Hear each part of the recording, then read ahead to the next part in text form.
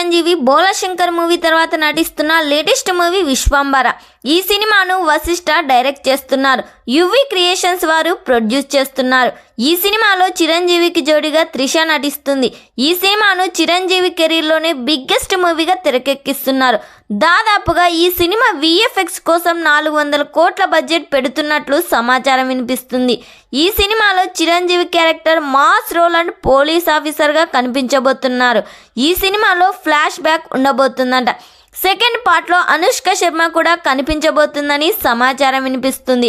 చిరంజీవికి విలన్గా ప్రకాష్ రాజ్ నటించబోతున్నారు. రీసెంట్గానే ప్రకాష్ రాజ్ ఈ మూవీ షూటింగ్లో పాల్గొన్నారు. ఆల్రెడీ ఈ సినిమా సెకండ్ షెడ్యూల్ కూడా కంప్లీట్ అయ్యింది.